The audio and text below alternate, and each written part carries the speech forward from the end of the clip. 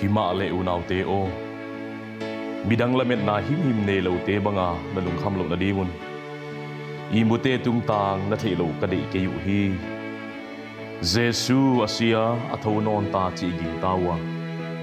uchi bangin Jesu a imukhin sa te patianin ama to ahon ton pi di nga hi yai to pa thuin na kiangwa ka gen u hi eite to pa hong pai pha a hingdama na om lai ten imukhin sa te makhel ke hial ding hi chi to pa ma ki ko o to angel tung nung pen o to patian peng gulging to vana kipana hong pai su di nga hingala wan krisa si sa te thoma support ding u hi wai hi chiang in eite hingdama na om lai te ui khwa to pa tuak dingin amau to me laka lak to ni om dingwa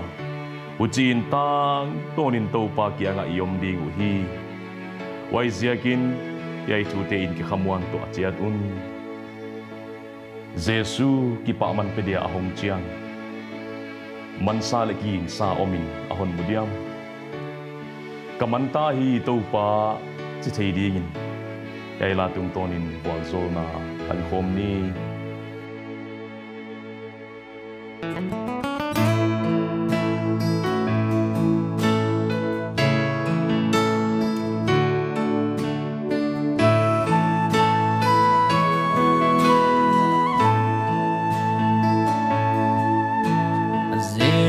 Jesu kipa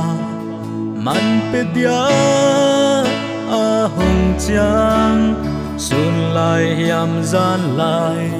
hiamin hi mei vak bol sa ve ka na omin ki ging sa na hon mudiam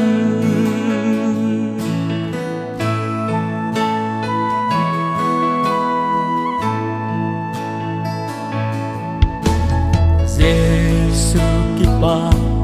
man pedia ahong chiang sun lai hiam gian lai hiamin hi mei vak bol sa ve ka na omin ki ging sa na hon mudiam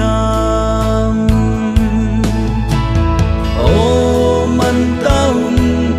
ichi thei diam unau lau khain lam zuan dingin to pa hong pai chiang nang le cây man san ama nga kin hon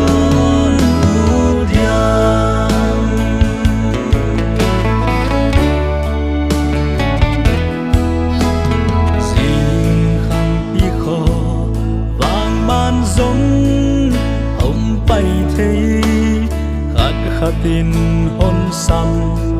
in chín tu pa kiang hi na se pi pia khom chang nang kiang hi hoi hon chi diam o man taun i chi thei diam unau lau khain lam zuan dingin to pa hong pai chiang nang le cây man san ama nga kin hon mudiam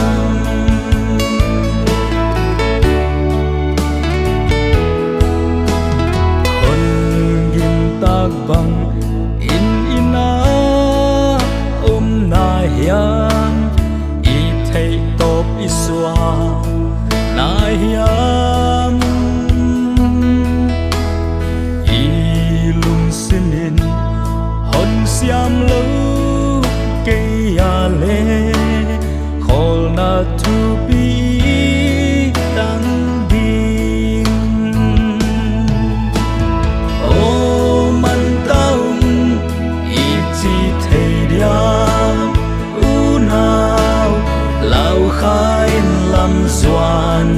đi nhìn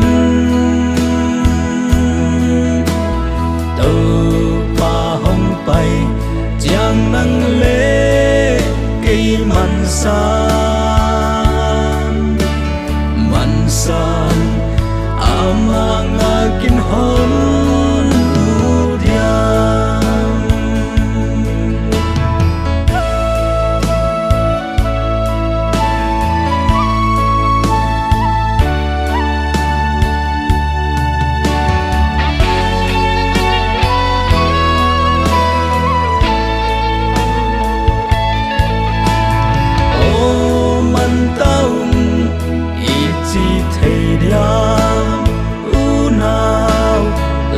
khai làm doan đi nhìn tàu ba hồng bay chẳng nắng lệ cây mặn san ama ngakin hon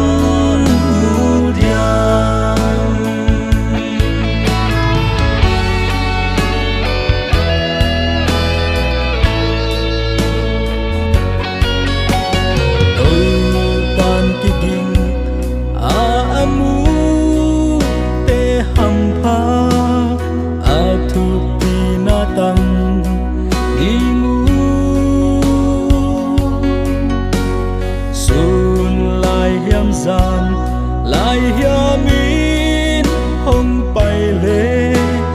kỳ kinh xa na hơn mu diam ô man tao ý chỉ thấy diam u nào lao khai làm doan đi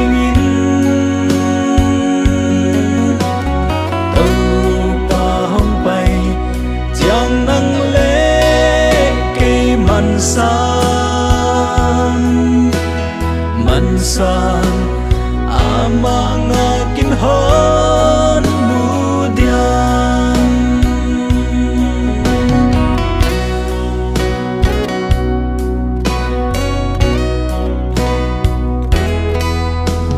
man san ama ngakin hon